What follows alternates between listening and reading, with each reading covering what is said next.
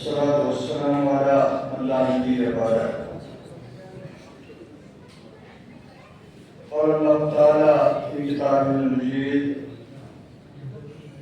أعوذ بالله من الشيطان الرجيم والله لا يحب الفساد.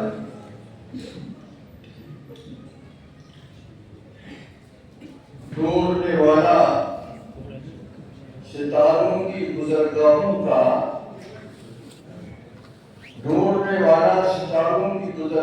کا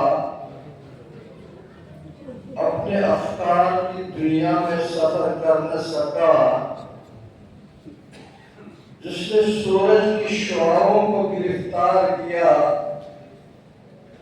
زندگی کی شب تاریخ کو سحر کر نہ سکا۔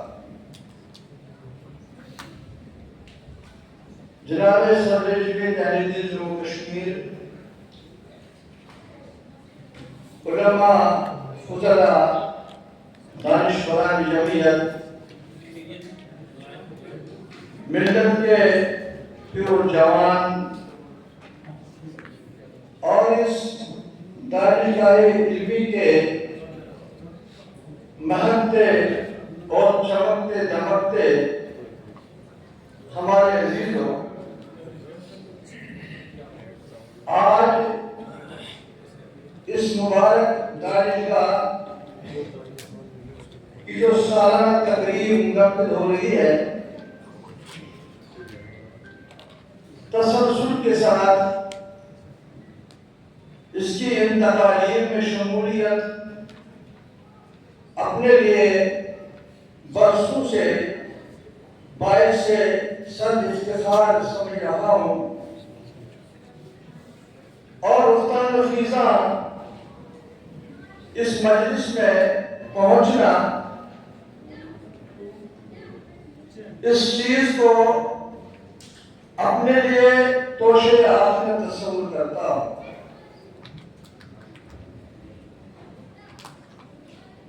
ملت و معاشرے کے بزرگ اور نوجوان عزیزوں، آج ساری انسانیت جس کرب و اضطراب کی شکار ہے، اس کرب و اضطراب کو رفع کرنے کے لیے اور اس تیر و تار فضا میں سکون، راحت، مساوات، اخوت، مودت، یگانگت اور انسانیت دوستی کی چراغ اور مشن کو فروزاں رکھنے میں ان اداروں کا جو کردار ہے وہ مہر نیمروز کی طرح آیا ہے۔ ان اداروں کی تاریخ صفحہ کے سرچشمے حیات سے جا ملتی ہے،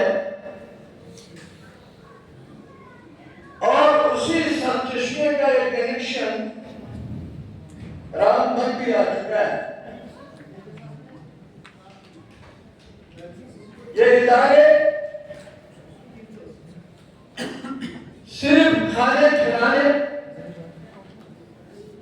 رٹی رٹائی عبارتیں پڑھانے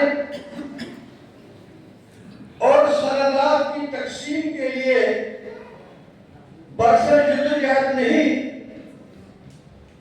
بلکہ یہ جو کام کر رہے ہیں یہ کام آدم گیری کا کام ہے، یہ کام انسانیت اور اخلاق سازی کا کام ہے، اور اتنا نازک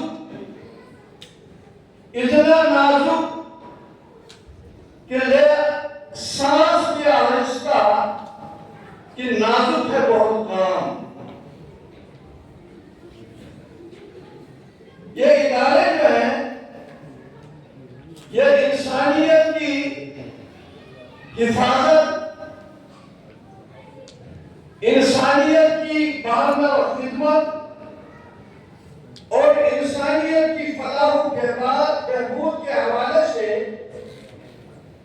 اپنی تاریخ کے روز اول سے جو کردار نبھاتے آئے ہیں، معترض اور ملک کے حق ہزار کیڑے نکالنے پر آ جائے، کامیاب نہیں ہو پائے گا۔ ان اداروں نے جو کام اپنی ذمہ لیا ہے وہ یہ ہے کہ یہ پاور ہاؤس ہے، یہ بجلی گھر ہے۔ ان بجلی گھروں سے جگمگ جگمگ جگمگ روشنی پھوٹتی ہے، جو نہ صرف ملت اسلامیہ کو، نہ صرف معاشرے اسلامیہ کو، بلکہ انسانیت کے گھر کے ہر دروازے تک پہنچنے کی آرزو مند بھی ہے اور مشتاق بھی۔ ان اداروں کا جو اصل کام ہے وہ یہ ہے کہ ملت و معاشرے میں اخلاق سازی کا کام کیا جائے۔ اخلاق کا ایک محدود تصور جو ہمارے ذہن میں ہے وہ یہ ہے کہ انسان شیرین کلام ہو، وہ ایک دوسرے سے بات کرے تو ہنستا ہوا بات کرے، الفاظ کا حسین اور خوبصورت چناؤ ہو۔ یہ اخلاق کا ایک محدود معنی ہے، اصل میں اخلاق کا ایک وسیع معنی ہے۔ اخلاق بنیادی طور پر اس مزاج کو کہا جاتا ہے جو پیدا ہونے سے لے کر مر کے دم تک معاشروں کے افراد میں بن جاتا ہے۔ ان کی سوچ، ان کی فکر، ان کے معاملات، ان کی سیاست، ان کی معیشت، معاشرے سے ان کے تعلق، دوستوں سے ربط، کھانے پینے کا انداز، یہ سب اس اخلاق کے دائرے میں آتا ہے۔ اخلاق یہ ہے کہ انسان فراست، فہم اور دانش مندی کا مرکب بن کر انسانیت کے لیے شہید سایہ دار ثابت ہو اور اس میں صبر، تحمل، بردباری کوٹ کوٹ کر بھری ہو۔ اخلاق یہ ہے جب آپ کے پاس طاقت آ جائے۔ ایک سوال ہے، جب ہم پیغمبر کریم صلی اللہ علیہ وسلم کے عدل، انصاف اور اخلاق عالیہ کی بات کرتے ہیں، دشمنوں کو معاف کرنے کی بات کرتے ہیں، ظلم و ستم سہ کر خاموش رہنے کی بات کرتے ہیں، تو سوال کرنے والا سوال کر سکتا ہے کہ مکے میں جو فضا تھی وہ ظالمانہ تھی، جابرانہ تھی۔ جب ایک لوگ حلقہ بگوش اسلام ہو چکے تھے، ان حالات میں محمد صبر نہیں کرتا تو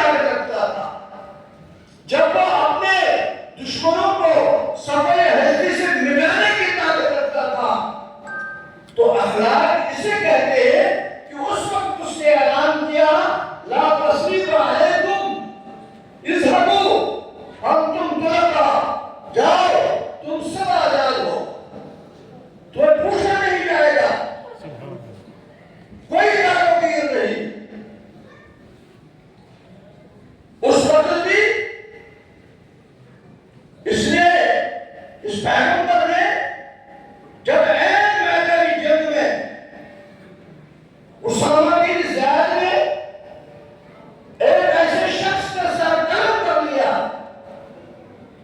جو دشمن حق کا ظاہر ہے اور دشتوں کے پشتے لگا رہا تھا، مسلمانوں کے دربے آزاد کا میدانی جنگ میں جب اسامہ کے قریب آ گیا، اسامہ نے تلوار سونت لی، حملہ کرنا چاہا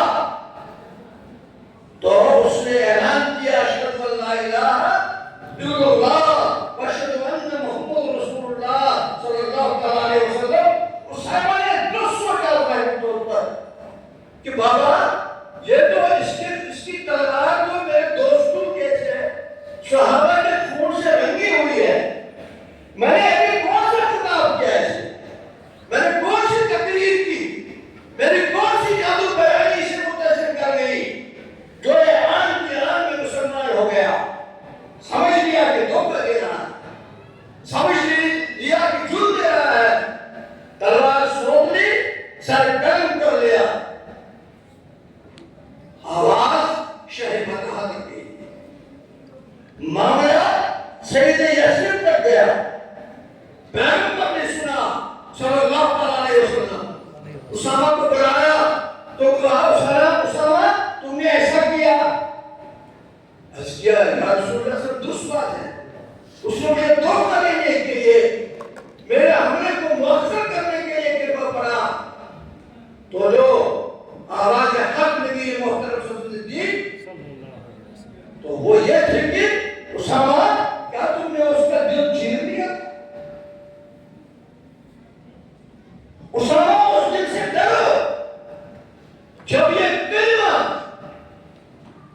آواز بنتے اللہ کی دربار میں آ جائے گا اور تمہارے خلاف استغاثہ اور فریاد کرے گا، اسامہ کیا کرو گے اس نے؟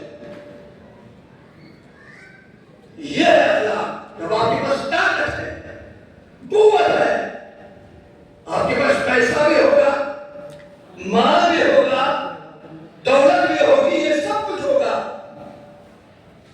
آپ کا ہمسایہ آپ کو گالی دے رہا ہے، آپ کا ہمسایہ آپ پر الزام لگا رہا ہے، آپ اس مقدمے پر فائز ہیں، آپ کو پولیس کے ساتھ بھی ہوا دیتے ہیں، عدالت بھی جیب میں ہے، آپ صاحب اثر بھی ہے، آپ کا اشارہ ابرو اسے کہیں سے کہیں پہنچا سکتا ہے، اس کی باتوں سے آپ کا جگر چھلنی ہو جاتا ہے۔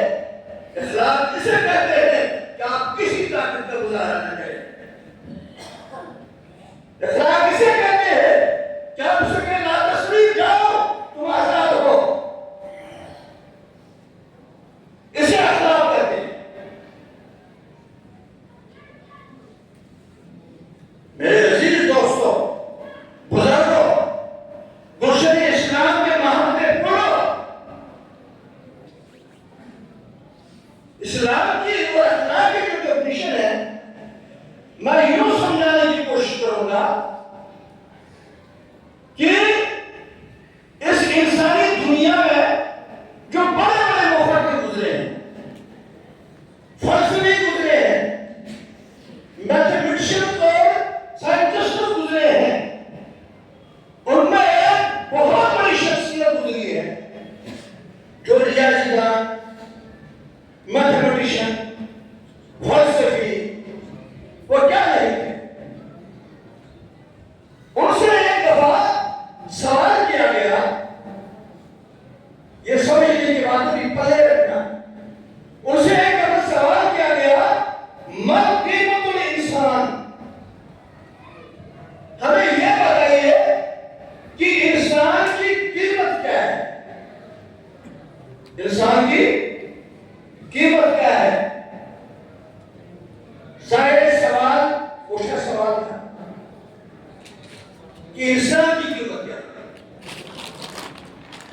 تو جو جواب تھا وہ بھی حیران کن تھا، جواب یہ تھا کہ اذا کان ذا اخلاق، تم جو سوال پوچھ رہے ہو کہ انسان کی قیمت کیا ہے، اگر انسان با اخلاق ہے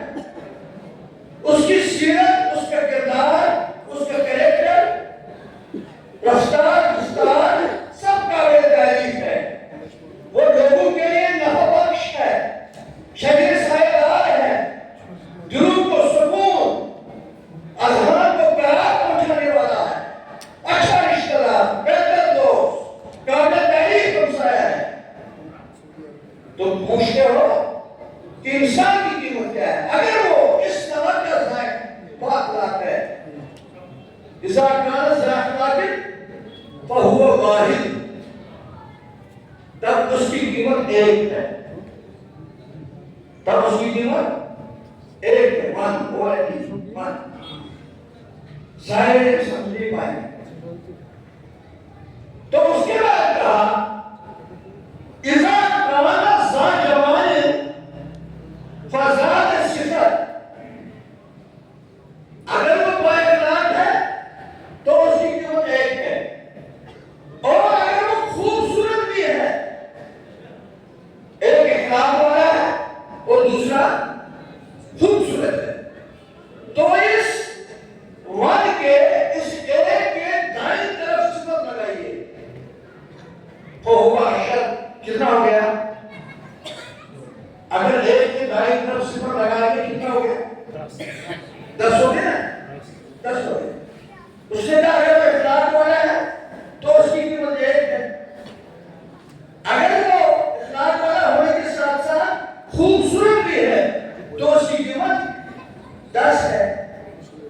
وَإِذَا كَانَ ذَا مَالٍ, اور اگر وہ مالدار بھی ہے, با اخلاق ہے, حسین ہے اور مالدار ہے, فزاد صفت, تو ایک اور زیرو اس میں بڑھاؤ, تو وہ 100, کتنا ہو گیا؟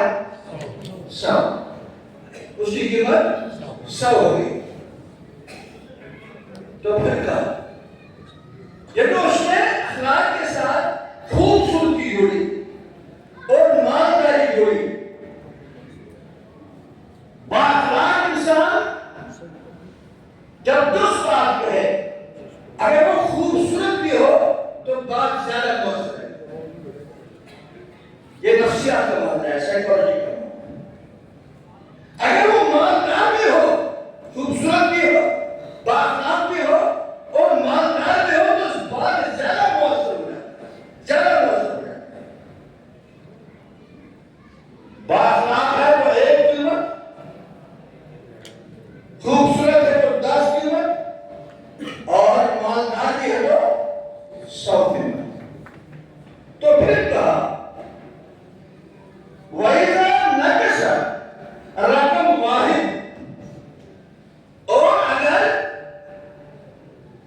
اس 100 میں سے صرف ایک نکال دیا جائے, صرف ایک نکال دیا جائے, باقی اسمار ادھر کیا رہتا ہے؟ لیکن کیا جاتا ہے؟ کتنے صفت؟ 2. اگر صرف ایک عدد نکالا گیا, ایک ڈیجٹ نکالا گیا, یہاں تو 2 بچ گئے نا. ان 2 کے بچنے کے باوجود اگر یہ 1000 صفت بھی ہوں, صرف ایک نکالا گیا, 1 نکالا گیا, ایک ڈیجٹ نکالا گیا, اس 1000 صفت کی کوئی قیمت ہے؟ تو مفکر کہتا ہے کہ حسن بھی ہو, مالدار بھی ہو, دولت بھی ہو, اقتدار بھی ہو, اختیار بھی ہو, عمر دراز بھی ہو, حاجی بھی ہو, نمازی بھی ہو, اگر ذا اخلاق نہیں ہے, کیونکہ ایک جو ہم نے نمبر دیا وہ کس کو دیا؟ اخلاق. اگر وہ ذا اخلاق نہیں ہے, اگر اخلاق اس کے پاس نہیں ہے تو اس کی کوئی قیمت نہیں ہے. اصل میں فالٹ جو ہے نا, فالٹ انسان میں ہے. لقد خلقنا الانسان فی احسن تقویم, یہ انسان کرنے پر آ جائے گا, خالق کی ایسی مخلوق بنے کہ خالق کے احکام کی تعمیل ہو, تو ایسے مقام تک پہنچ سکتی ہے جس کا کوئی حد و حساب نہیں. لیکن جب یہ گر جاتا ہے تو درندے بھی شرمسار ہو جاتے ہیں, تو درندے بھی شرمسار ہو جاتے ہیں. ثم رددناہ اسفل سافلین, گرتا ہی چلا جاتا ہے, لڑکتا ہی چلا جاتا ہے. یہ جو آج دنیا میں رشوت, گبن, ڈکیتیاں, قتل, کنبہ پروریاں,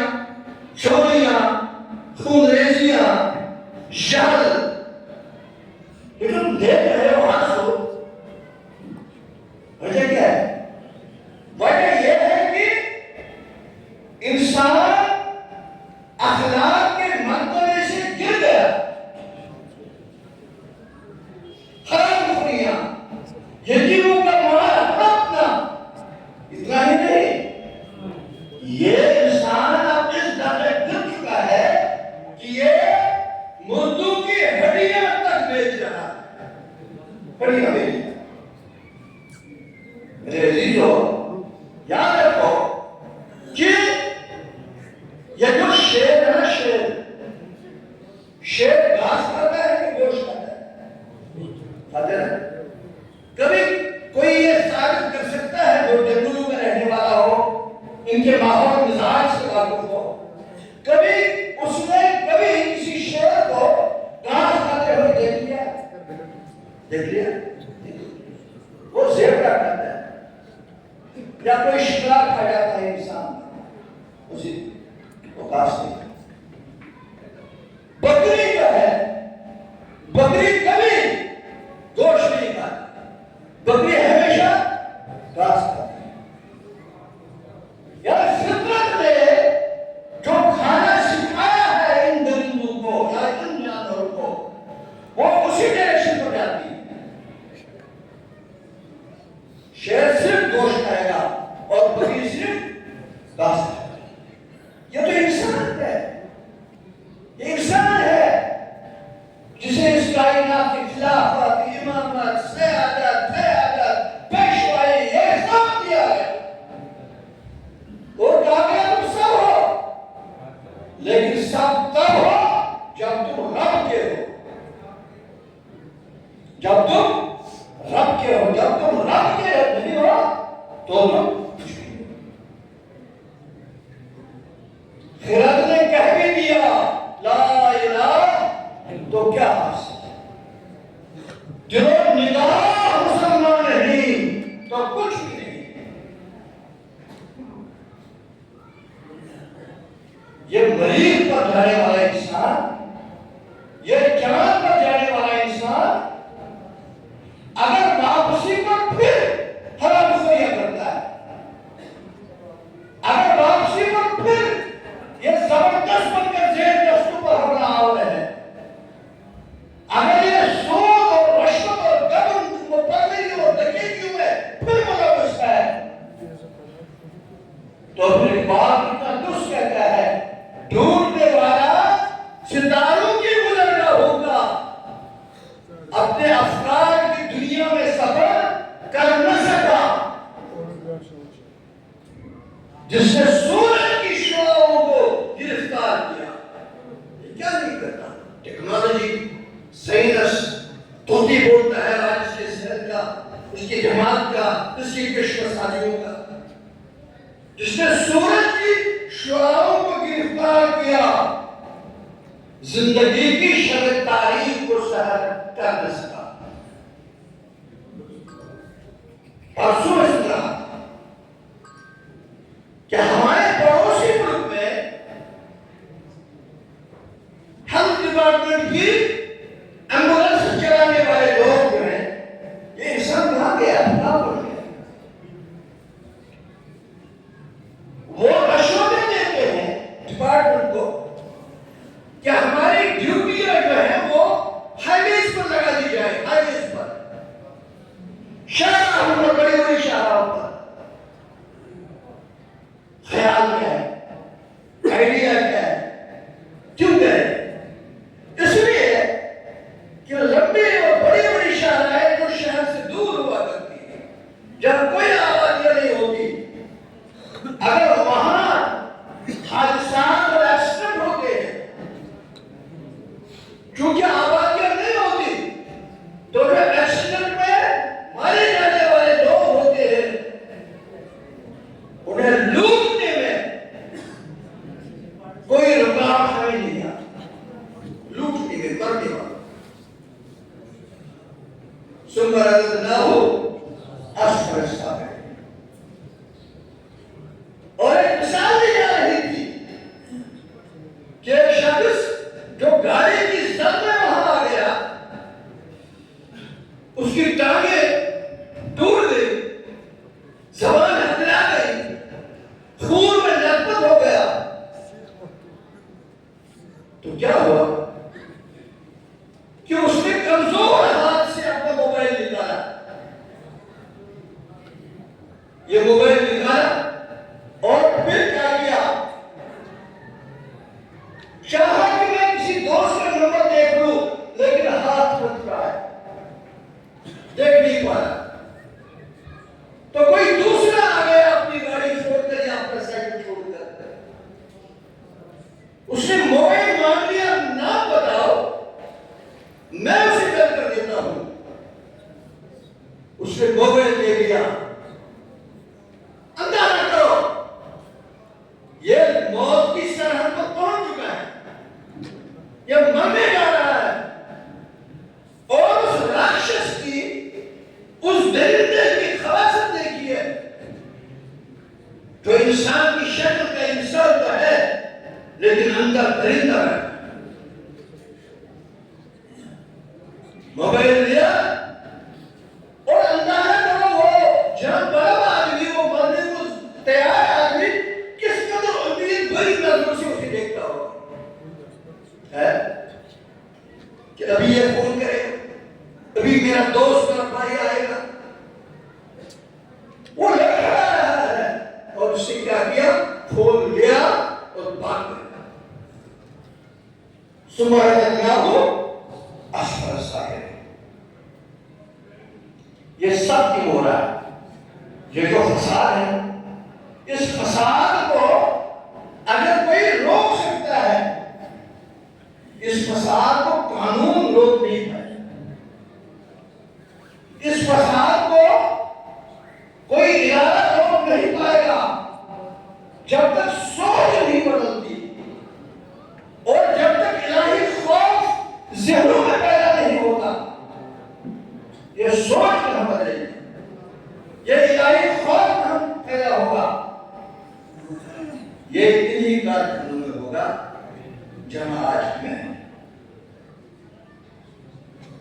اور یہ ان کارخانوں کے ان مشینوں کے پرزے ہیں، یہ پرزے جو ہیں یہ کام کب کریں گے، جب ہم ان مشینوں کی لمحہ بہ لمحہ برداشت کرتے رہیں گے۔ یہ ٹھیک سے چل رہے ہیں، انہیں ہم تیل اچھی طرح سے دے رہے ہیں، ان کی ٹانگیں ٹھیک ہیں، ان کی آنکھیں ٹھیک ہیں، ان کا ذہن ٹھیک ہے، اور ان پرزوں کو ڈھنگ سے چلانے کے لیے ہمارے کو ذمہ داریاں ہیں، مالی لحاظ سے، اجناس کے لحاظ سے کیا ہم وہ ادا کر بھی رہے ہیں یا نہیں؟ ہم اداؤں سے علماء چاہتے ہیں، دانشوروں کی طلب ہے، لیکن ادائے جب ہم سے ماننے آتے ہیں تو کیا ہم بھی دو قدم آگے جا کر اس درخشاں اور تابنا کام میں اپنا حصہ ڈالتے ہیں کہ نہیں؟ اس لیے لازم ہے کہ ادارے جو انسانیت کی حفاظت اور انسانیت کی نجات اور انسانیت کی فلاح کے لیے کام کرتے ہیں، ہم سب پر یہ لازم ہے کہ اپنی اخلاقی اور دینی ذمہ داریوں کو سمجھ کر ان مدرسوں کو چلانے میں اپنا کردار ادا کرے۔ اور اقبال نے جو کہا تھا، میں بار بار کہتا ہوں کہ ان چٹائیوں پر بیٹھنے والے غریبوں کو ان چٹائیوں پر رہنے دو، یہ زندہ ہے تو یہ ملت زندہ ہے، یہ آکسیجن ہے اس ملت کی قدرتا کی، جب تک یہ آکسیجن زندہ ہے امید رکھیے کہ ملت زندہ ہے، اور اگر یہ آکسیجن ختم ہوگی، خدا نخواستہ جن کا آکسیجن ہمارے ہاتھ میں، مال، پیسہ، دولت، عشر، زکات، یہ ہمارے ہاتھ میں، یہ آکسیجن ہمارے ہاتھ میں ہے۔ اس دن جانیے جس دن ہم نے یہ سلسلہ روک لیا، اس دن جانیے کہ یہ تیری مردہ اب مر چکی ہے پوری۔ اس لیے اس آکسیجن کو برقرار رکھنے کے لیے ہمیں بہرحال ان اداروں کی اعانت مالی اور اجناس کی نفسی کرنا اپنے فرائض میں سمجھنا ہے۔ اللہ تعالیٰ رفیق سے نوازے.